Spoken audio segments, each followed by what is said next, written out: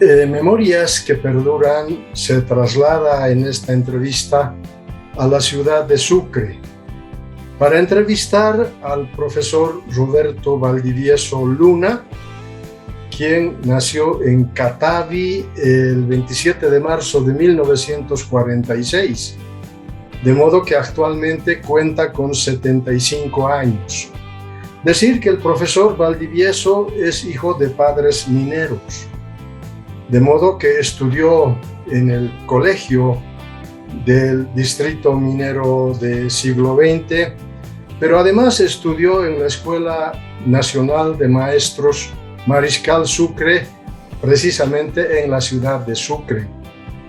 En su larga trayectoria en el magisterio, fue dirigente de la Confederación de Trabajadores de Educación Urbana a nivel nacional.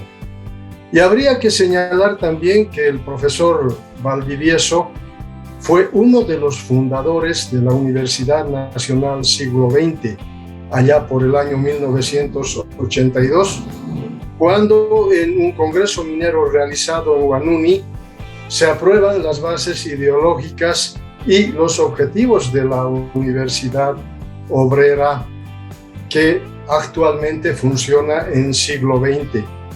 El profesor Valdivieso fue precisamente docente también en aquella Universidad Obrera desde el inicio por espacio de 2 años. Profesor Valdivieso, quiero darle la cordial bienvenida al programa Memorias que Perduran y su saludo para el público que verá el programa a través de Facebook y a través de YouTube. Muchas gracias. Realmente complacido de estar en Memorias que Perduran. Creo que es un título, pero exacto para un programa que tiene la pretensión de rescatar seguramente hechos de nuestra historia tan dramática, no solo en las minas, sino en todo el país. Así que un cordial saludo desde Sucre.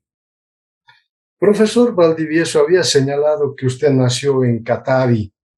¿Qué recuerdos tiene de aquel centro minero? De hecho, quisiera hacer una precisión. Yo prefiero, digamos, caracterizarme como un oriundo del norte Potosí, por una razón esencial. En las primeras décadas del pasado siglo, la mina del siglo XX vació a los pueblos nortepotosinos e incluso hubo presencia de todo el país.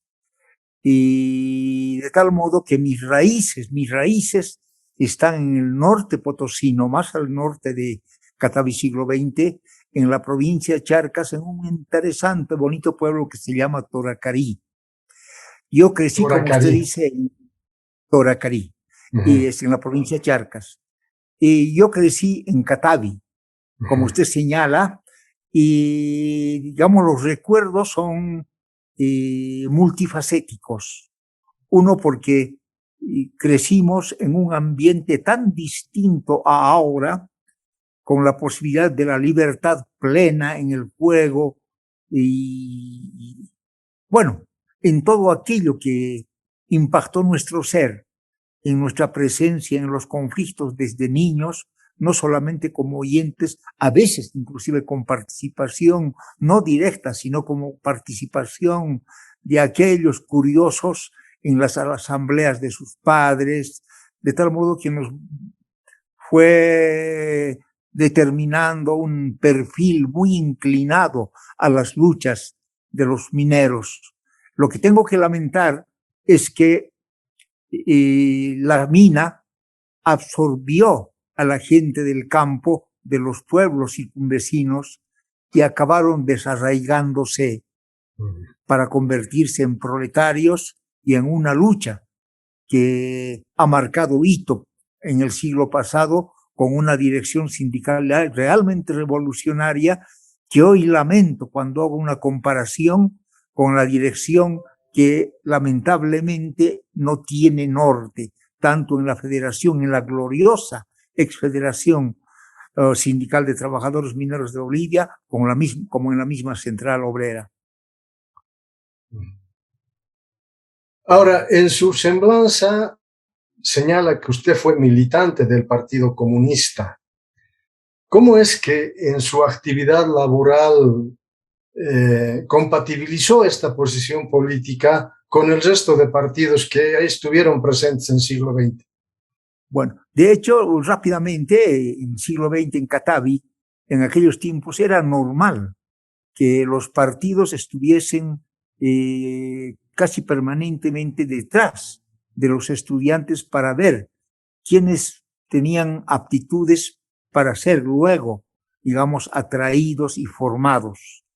Esto ocurrió ya en mi vida de estudiante, de tal modo que fui invitado a ser parte de las actividades de la Juventud Comunista y, por supuesto, después de muchas pruebas, acabé militando en el partido. Creo que lo que hay que relevar en el siglo XX en Catavi fue que había una actitud democrática, una democracia obrera, que le permitía coexistir a los trabajadores que tenían militancia en diferentes organizaciones como amigos, aunque habían enfrentamientos pero severos cuando se trataba de análisis, de posicionamientos, no solamente en las reuniones de delegados, en las discusiones entre trabajadores, sino fundamentalmente en las asambleas y, por qué no decirlo, en los congresos. Déjeme relevar algo, reiterar o reivindicar algo. Aquellos congresos, yo los llamaría históricos, porque no solamente eran congresos de los trabajadores mineros, eran congresos abiertos en los debates y les permitían incluso participar a los que no eran delegados, a los que eran participantes y tenían posicionamientos específicos. La presencia mayoritaria en Catavi siglo XX de los partidos fue el Partido Comunista y el Partido Trotskista. Por supuesto que después del 52 estaba muy niño, hubo una presencia no de militancia, sino de adhesión casi generalizada de los trabajadores después de la nacionalización de las minas al MNR. Pero una militancia orgánica estuvo presente en dos partidos, el Partido Comunista Boliviano y el Partido Obrero Revolucionario. El POR. El POR. Ahora, ¿qué dirigentes de aquella época recuerda, profesor Valdivieso? A varios. Desde niño, por ejemplo, por Catavi, yo recordaría a un Arturo Crespo, Sinforoso Cabrera, ¿no? Y posteriormente a Octavio Carvajal, ya cuando estaba ya en actuación sindical y tuve la fortuna de que los trabajadores me hicieran también su dirigente, a Gregorio Quirós. En siglo XX había más presencia de dirigentes connotados. Tengo que recordar con mucha añoranza a Ladislao Vera, militante del Partido Comunista, que llegó a ser el director con una visión pero amplia, política y organizativa de la Caja Nacional que se llama hoy de Salud. Debo recordar a dirigentes de la talla del inolvidable Macho Moreno, Federico Escobar Zapata. Debo recordar a Rosendo García Maisman, ese revolucionario que cayó defendiendo su sindicato en la masacre de San Juan. Tengo que recordar a otros como el fallecido hace recientemente con una carismática personalidad que, siendo Camba, se ubicó pero tremendamente y ganó el corazón de los mineros, Emil Balcázar Lara. Tengo que recordar a Bueno, a varios que se me van en este momento de la A don mente. Cirilo Jiménez, seguro que sí. Cirilo Jiménez, y además con una específica caracterización. Él era trotskista, pero no era de los trotskistas dogmáticos, de esos trotskistas de catequismo. Era un trotskista amplio, abierto al debate y además a escuchar. Esa fue la característica de Cirilo. Un personaje, al igual que mi padre y yo mismo, que fue, digamos, oriundo de un pueblo del norte potosino, que, como le decía, en muchos casos fueron abandonados masivamente y hubo una, digamos, un retroceso en su desarrollo, un decaimiento, y en otros casos hasta desaparecieron los pueblos. Es el caso del pueblo de Cirilo. Ahora, usted hace rato se refería a la masacre de San Juan. ¿Ha tenido la oportunidad de vivir aquel acontecimiento luctuoso? Sí. Pero antes yo quisiera reivindicar algo, si me permite, estimado amigo Constantino. Adelante.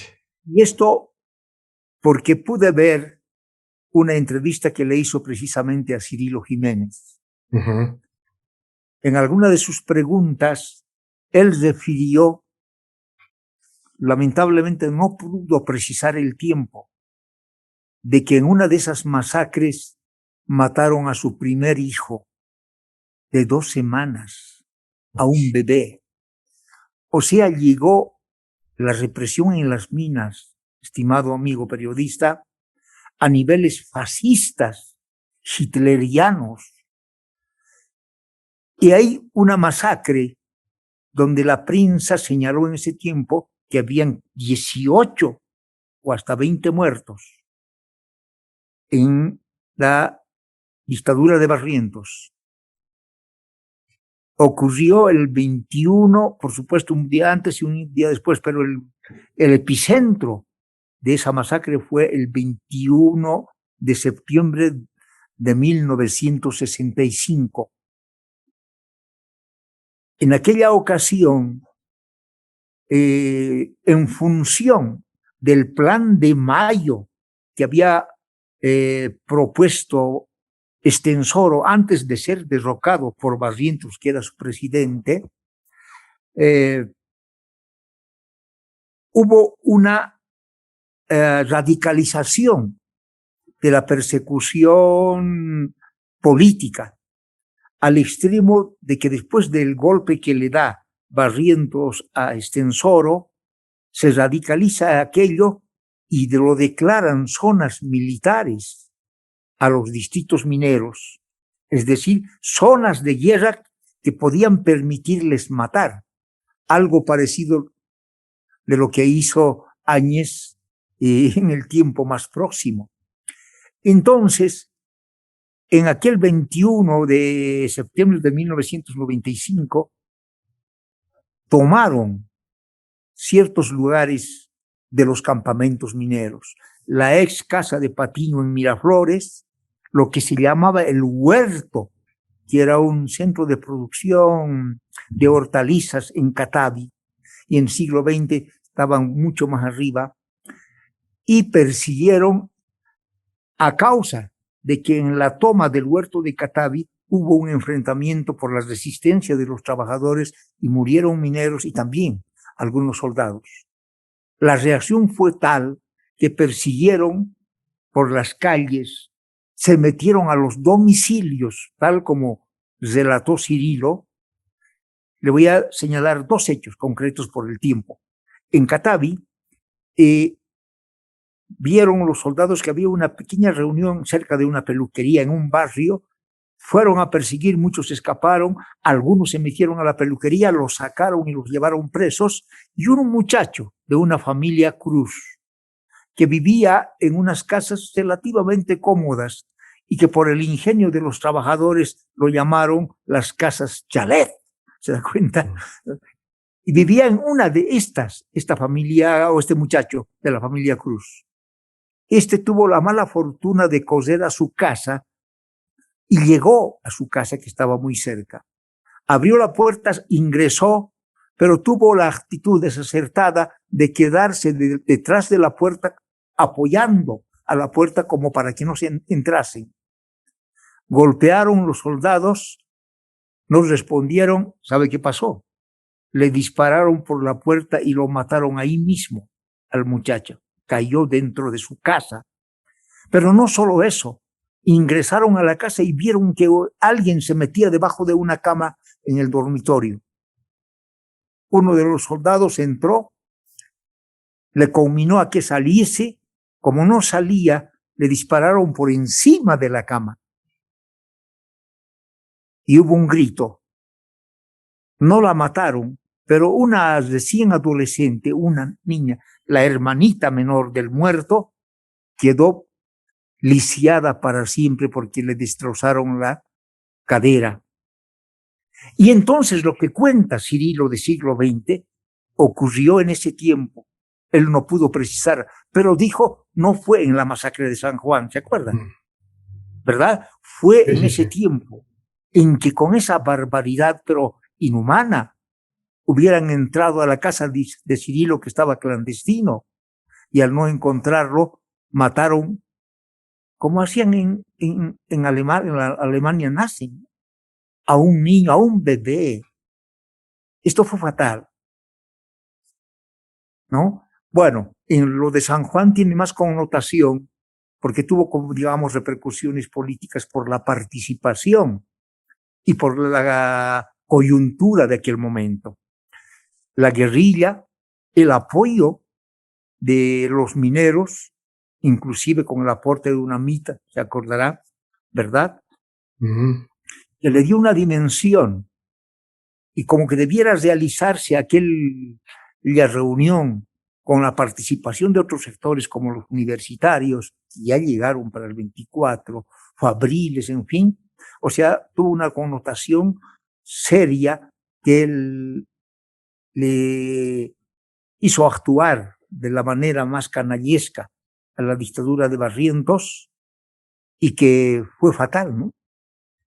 Aprovecharon precisamente las características de una festividad como es San Juan, donde la gente encendía sus fogatas, donde la gente consumía, digamos, los famosos tragos de esa noche, se alegraba para ingresar.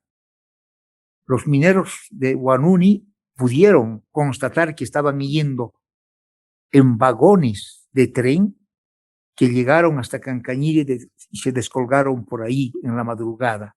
Solo que los mineros de Huanuni no pudieron comunicar aquello, lamentablemente. Y la masacre fue fatal. Igual a mansalva, con una hazaña increíble, mataron a la gente, no solamente a los trabajadores, sino a sus esposas, a los hijos. Yo estaba en Catavi entonces. Había una fracción que se metió por la parte de los balnearios al mando de un teniente. Menos mal que hubo una conversación con los dirigentes de entonces, con algunos delegados y los trabajadores, y este teniente fue tan amplio que entendió que no debiera hacer lo que estaban haciendo en el siglo XX. Se evitó una masacre entonces. Pero no solo se mató aquella noche, se mató al día siguiente. Hubieron aviones que lanzaron ráfagas. Y en lugares, por ejemplo, menos esperados, como un estanque de agua, un poco alejado de la estación, posteriormente encontraron cuerpos muertos. Y eran víctimas por ráfagas de metralletas hechas desde aviones. Esa masacre fue realmente fatal, no solamente para apagar, digamos, el descontento de los trabajadores que habían sufrido el mayor, digamos, rebaja de salarios de toda su historia. Casi el 45% de rebaja a los mineros, exilios, pero a montones, retiros. Fue realmente fatal el sistema de Mayo. Entonces, confluyeron este problema de las reivindicaciones de los trabajadores, confluyeron su responsabilidad histórica y revolucionaria de apoyar a la guerrilla del sudeste boliviano, y confluyó la organización que quería ampliar más allá del ámbito minero a otros sectores para hacer frente a la dictadura bancerista. Entonces, creo que es un hecho fatídico, pero que determinadamente marcó también un hecho de gloria para los trabajadores mineros, que no solo el 67, sino como le decía, el 65, el 29, el 36, no me acuerdo, el 42, la masacre de la Pampa de María Barzola, ¿verdad? Entonces, la historia de las minas está llena de sangre. Incluso un mes donde llegaba la primavera y se dice que es el mes de las flores, esas flores fueron teñidas de rojo con la sangre de los mineros y de inocentes niños y hasta bebés. Ahora, me gustaría un poco que nos podamos referir a sus estudios en la Normal de Sucre. ¿Cómo es que decide ser profesor? Bueno, habían circunstancias especiales. Uno ambicionaba otras cosas entonces, pero yo opté porque me impactó la personalidad de un profesor, que creo que fue determinante aquello, ¿no? La influencia de un profesor y además las lecturas que entonces ya hacíamos. Las lecturas que hacíamos en el Partido Comunista de Bolivia, en la regional siglo XX, nos obligaba a inclinarnos fundamentalmente a entender la filosofía, la historia. Y entonces entendí que el camino del magisterio me abría la posibilidad de encontrarme con aquellos ámbitos para la formación personal y además para algo, para la formación de los otros. Y aquí quiero hacer una precisión. No digamos, una acción política de ideologización o politización directa a los alumnos, porque eso no puede hacer un maestro. Pero sí un maestro orientar la responsabilidad que tienen como hijos de estudiantes con la causa noble de la liberación, ¿no? Entonces, creo que fue ese hecho fundamental que me hizo maestro. Y, y como estudiante en tiempos de dictadura, de Banzer, perseguido ya por mi militancia comunista, apresado, por supuesto, y todo lo que viene con un preso político, ¿no? ¿Lo detuvieron en varias ocasiones, profesor? De estudiante en dos ocasiones. En dos ocasiones. Y de profesor también, probablemente también. Mucho más. Sí, bueno, estuvimos más en la clandestinidad, aprendimos los caminos de la clandestinidad para la resistencia y bueno,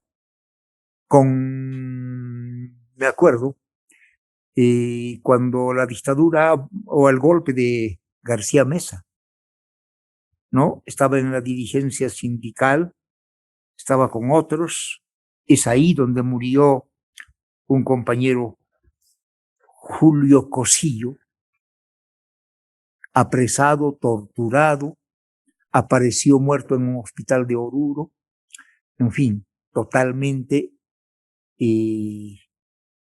casi deshecho su cuerpo con fracturas, bueno, increíbles. En aquella ocasión estuve en la clandestinidad, no pudieron dar conmigo y me retiraron. Fui el primer relocalizado antes de la relocalización, porque le pusieron a mi familia una camioneta para que abandonase el campamento.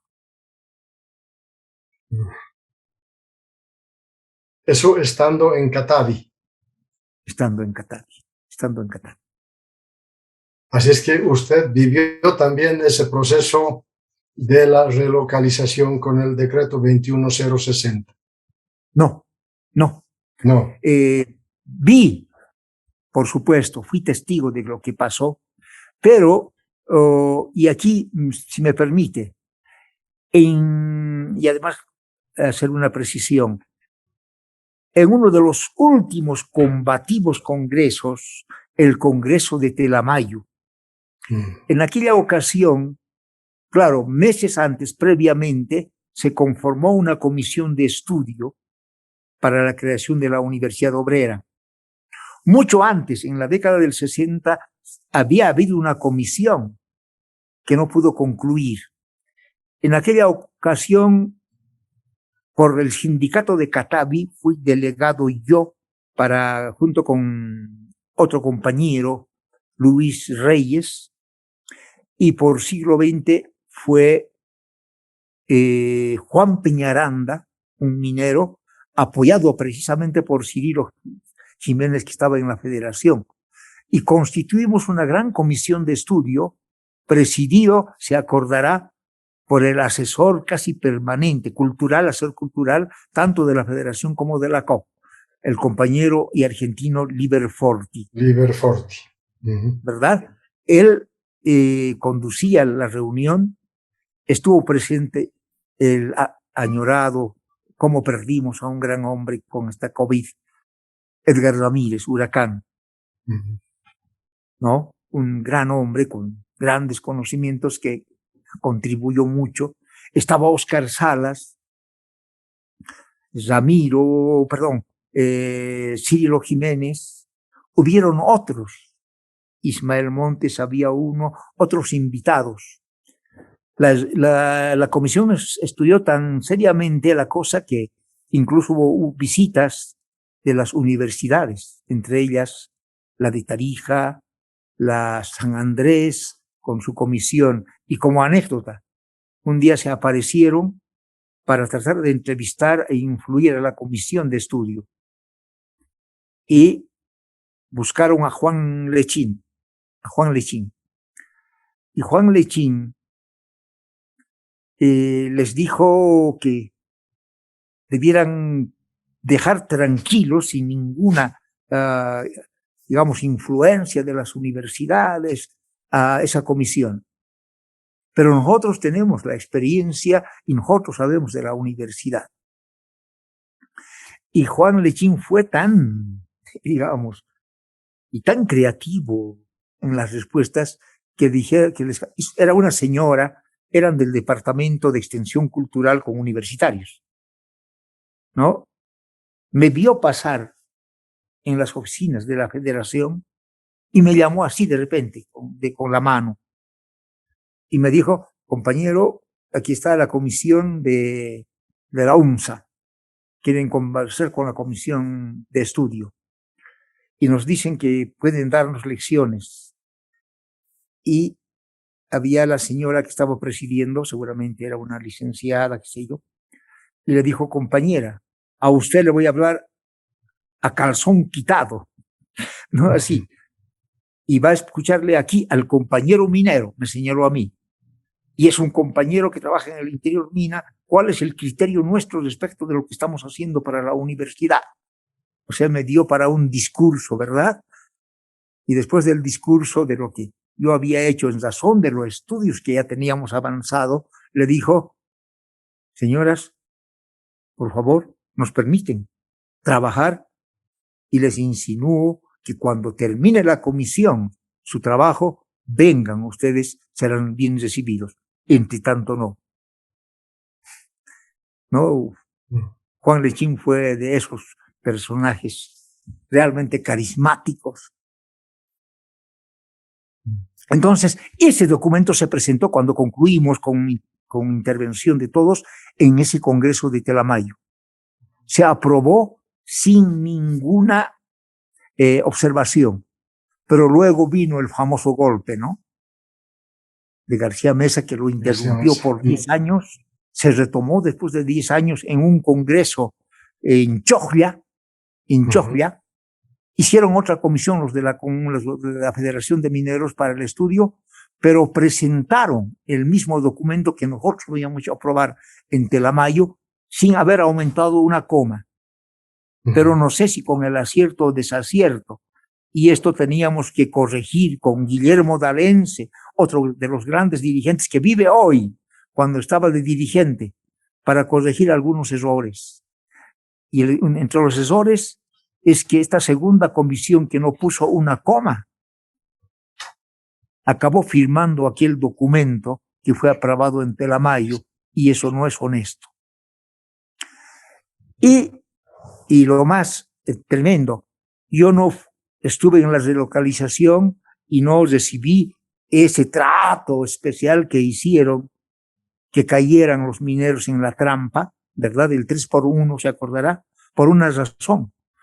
Cuando se aprobó la universidad, a mí me llamaron porque estaba retirado, le decía que a mi familia le pusieron una camioneta, me volvieron a llamar y Huracán Ramírez me dijo: compañero, usted se retira de la empresa. ¿Pero por qué? Usted ha estado en el estudio de la creación de la universidad, usted en nombre de la federación, en representación de la federación, va a trabajar en aquella universidad. Hemos determinado ya, porque hemos logrado, y una de las características fundamentales de la Universidad Obrera, el vicerrector tiene que ser un trabajador minero, un dirigente minero, ¿no? El vicerrector va a ser Cirilo, y tú vas, así que te retiras de la empresa. Bueno, como buen militante me retiré de la empresa, me fui a la universidad, trabajé un año y un poco más, pero no me gustó algo. Los principios, las características, las aspiraciones para aquella universidad fueron abandonados de a poco, a pesar del esfuerzo que hacía Isaac Sandoval para que no ocurriera aquello. La gente que contrataron no respondió, estaban desnaturalizando el proyecto. Y por tanto yo dije, no voy a ser cómplice, y me retiré, ¿no?, de la universidad. Por tanto, ni recibí ese trato que dio Extensoro para deshacerse de los trabajadores mineros, y me quedé sin trabajo. Y aquí le digo algo para ratificar eso de la desnaturalización del proyecto obrero de la universidad. Debiera ser una universidad contestataria, distinta, de formación ideológica y política, no partidista, claro, porque no corresponde, ¿verdad? Pero no, hoy esa universidad se ha puesto a la fila, o más bien a la cola de las universidades del sistema. Se ha hecho asimilar con esa universidad. Y para ratificar lo que le digo, se creó un departamento que se llamaba de formación político-sindical, en la que tuvo también yo la participación de estar un tiempito por ahí. Y era digamos, un ámbito que tenía, si no me equivoco mal, el 25% de valor de la nota final de un estudiante universitario de siglo XX, ¿no? 25% del pensum, diríamos nosotros, con términos técnicos. Pero ¿cómo debía desarrollarse Constantino? No era una asignatura más donde un docente debía dictar la formación político-sindical. Este docente debiera organizar la presencia de dirigentes connotados, de políticos connotados, no importa la línea, pero que puedan, por una semana que se le invitaba a la universidad y tomaba contacto con los estudiantes para dar su visión, su posición, ¿verdad? No solamente ideológica, sino política. y su perspectiva de la lucha obrera. Hoy, ese departamento de formación político-sindical me han dicho que se ha convertido en una asignatura donde un docente dicta formación político-sindical, ¿no? Entonces, se ha desnaturalizado totalmente la universidad.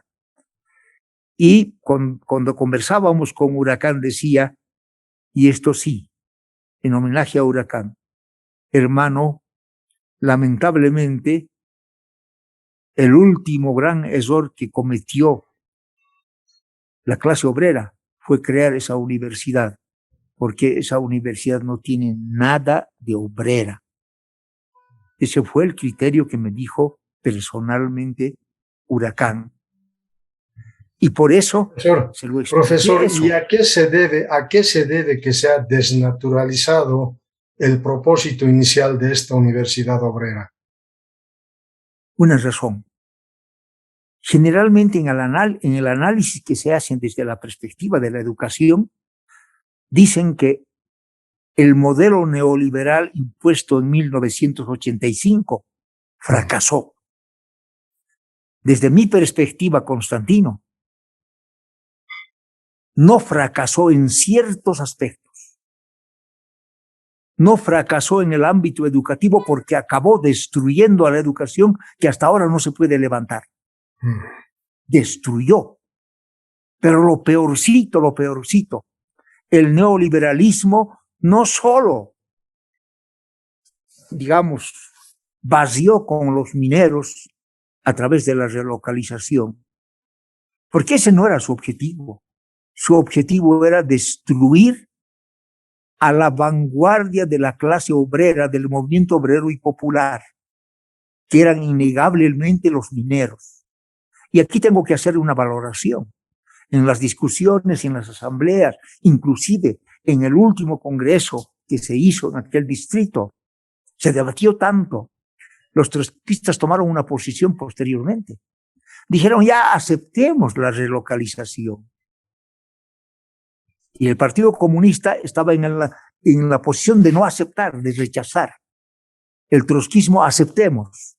Y había un discurso que, reducido en pocas palabras, sería el siguiente. Aceptemos porque donde vayamos los mineros vamos a hacer una escuela de revolucionarios y volveremos con fuerza para retomar nuestras banderas. Qué equivocación más grande, porque donde se fueron los mineros no hicieron la escuela de revolucionarios. Donde se fueron los mineros se están acabando de a poco. Vamos por ese camino. Entonces el neoliberalismo destruyó esa vanguardia y hoy la clase minera está tan dispersa, tan desubicada, porque el cooperativismo no es la línea que dé conciencia de clase. No es. Tampoco en la minería nacionalizada, y es un error del anterior gobierno a Áñez, del MAS.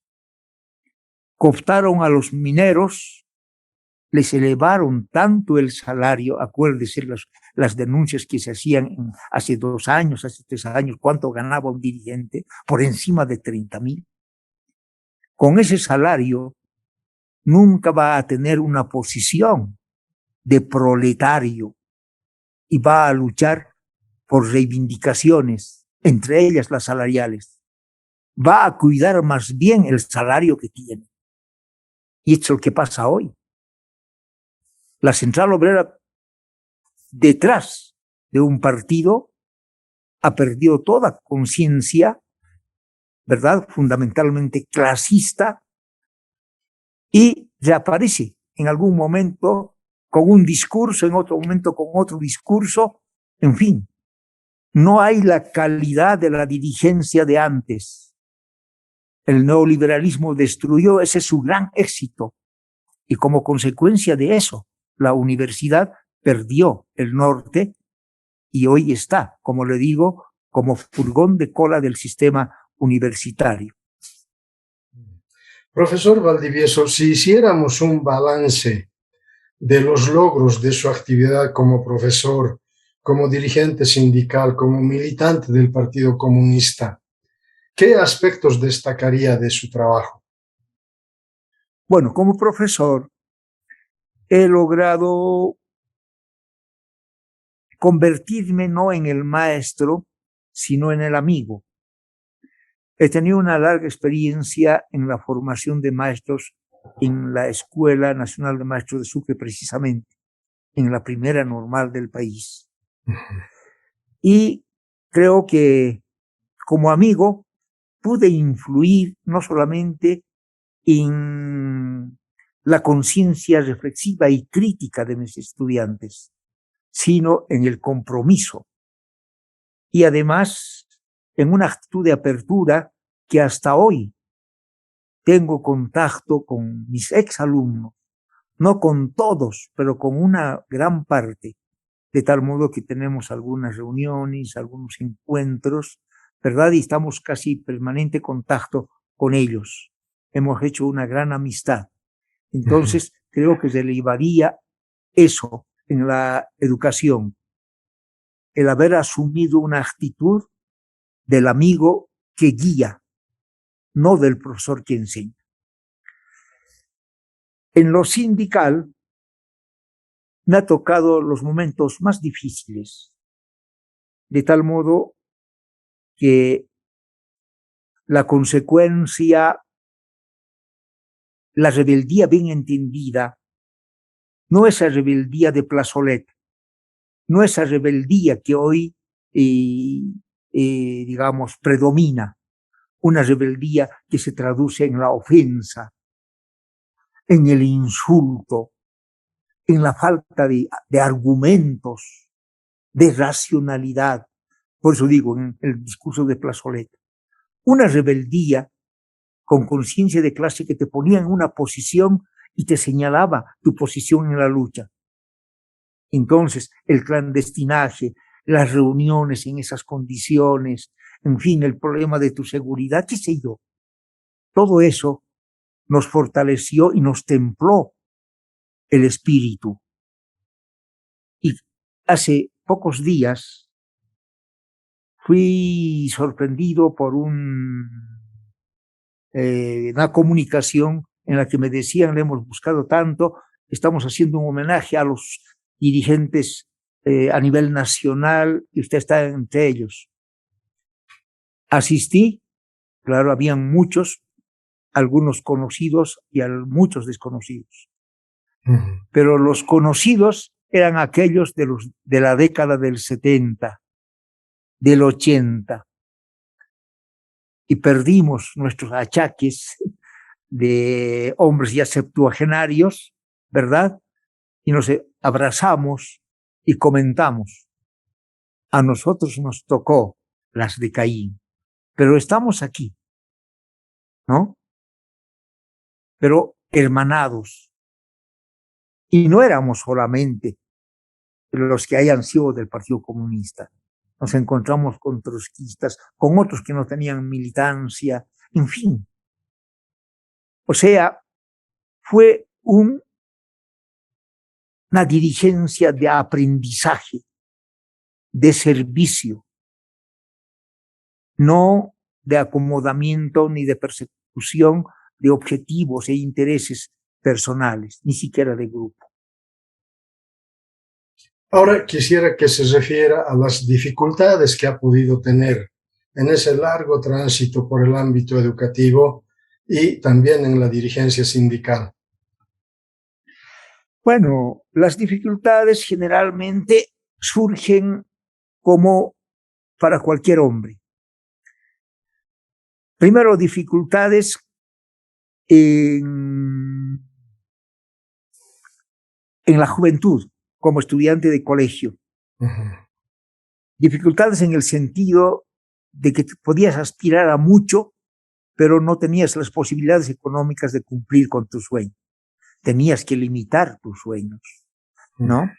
En ese sentido, por ejemplo, una dificultad tremenda fue el haber asumido la dirección del colegio por 3 años consecutivos en el sistema anterior que hoy se ha recobrado, o sea, del 6-6, o sea, 6 primaria, 6 secundaria. Estuve en cuarto, quinto y sexto como dirigente de un colegio, del colegio Rafael Bustillos, de Uncilla, y las dificultades eran que estábamos fuera de nuestra casa. Teníamos que ir a una población civil porque no había un colegio en el distrito minero. No había. Y en toda la provincia había un solo colegio en Uncilla. Posteriormente, por iniciativa de los trabajadores, hicieron un colegio en Idiagua y que por eso se llama 1 de Mayo. Lo hicieron los trabajadores, ¿verdad? Entonces, esa dificultad de traslado que me separó de la familia fue una dificultad. Otra dificultad fue la militancia política que tuve desde joven, porque no es siempre comprendido por los maestros y por algunas situaciones. Una dificultad que me llevó inclusive a ser apresado en esa edad, justo en la masacre que le contaba del 21 de septiembre, y donde recibí las caricias dolorosas de ese ejército que lamentablemente asume actitudes muy inhumanas. Profesor, ya para concluir la entrevista, ¿cómo le va ahora su vida familiar en Sucre? Bueno, como la de todo aquel que ha llegado a cierta edad y que tiene no otra cosa que reflexionar en su vida, escribir algo, estoy en eso, escribiendo algo, y definitivamente cumpliendo todavía con ese rol de maestro que no se quita nunca, porque le decía hace rato, tengo contacto con exalumnos, ¿verdad? Entonces nos reunimos, siempre estamos en contacto, piden consejos, mandan experiencias, o sea, estoy en una vida no sedentaria, una vida activa, con las limitaciones que supone la jubilación y la edad, por supuesto, pero sin arrepentimientos, con optimismo, con una sensación de que me realicé hasta donde pude. O sea, conforme conmigo mismo, conforme con la vida. Creo Profesor, que he logrado cierta paz interior, de tal modo que no tengo conflictos emocionales. Bueno, profesor, agradecerle por haber compartido esta semblanza de vida y pedirle que se despida del público que verá el programa. Bueno, en primer lugar, y haberme dado esta oportunidad, seguramente por alguna sugerencia de algún amigo, al cual también le agradezco. Agradezco a su colaborador técnico, al programa mismo y, por supuesto, un saludo a todo aquel que haya escuchado o que escuche esta semblanza, que es la semblanza de un humilde servidor que nunca ha tenido pretensiones de grandeza, porque también mi aporte ha sido, digamos, mínimo, muy pequeño, pero finalmente aporta. En ese sentido, Constantino, un gusto conocerle, felicitarle por sus inquietudes, siga adelante, porque usted está haciendo historia, está rescatando historia a través seguramente de estos testimonios, porque siempre se tocan aspectos que a veces se están olvidando. En ese sentido, pues, reitero mi agradecimiento y, por supuesto, la satisfacción de haberlo conocido, aunque sea por este medio virtual. Gracias, profesor Valdivieso. De verdad hay que agradecer a Ernesto Miranda, que fue quien me sugirió buscar esta entrevista. Ernesto Miranda fue profesor, pero además director de Radio Pío XII, de modo que ustedes han debido tener contactos en aquel distrito minero. Pero algo que me ha llamado la impresión de esta semblanza de vida, lo que dice el profesor Valdivieso, la historia de las minas está llena de sangre. Y de verdad, porque los centros mineros han vivido plenamente épocas de dictadura militar, desde Barrientos hasta finalmente Luis García Mesa y luego el decreto 21060 con el MNR Víctor Paz Estenssoro, que prácticamente, diría yo, liquidó la minería nacionalizada. Las cooperativas que ahora están prácticamente en todos los centros mineros donde Comibol tenía mucha injerencia, son cooperativas que producen mineral, pero nada que ver con el ámbito sindical. El profesor Roberto Valdivieso nos ha contado esta presencia de vida en las minas, donde él ha seguido prácticamente estos acontecimientos luctuosos que han dejado vidas truncadas, hijos huérfanos, en fin, con diferentes problemas que en cada familia ha tenido que sobrellevar de a poco. Señalar que el profesor Valdivieso ha sido dirigente de la Confederación de Trabajadores de Educación Urbana, ha estado muy vinculado además a diferentes congresos mineros y lo importante, destacar también su participación en la fundación de la Universidad Nacional del siglo XX. Nos ha contado que los inicios de esta universidad ya habían sido gestados en el Congreso de Telamayo, luego Choglia, pero finalmente en Huanuni, el año 82, es cuando se da vigencia a un decreto supremo por el presidente Hernán Siles Suazo que viabiliza la posibilidad de esta universidad, aunque el profesor Valdivieso aclara que ahora la universidad ha dejado sus principios ideológicos primarios y se ha convertido en una universidad pública que diríamos está a la cola de las universidades. Ojalá se pudiera retomar el criterio o los principios ideológicos de la formación universitaria de los obreros del país. Profesor, ha sido grato y agradecerle otra vez por esta entrevista. Un abrazo, hasta pronto. Hasta pronto.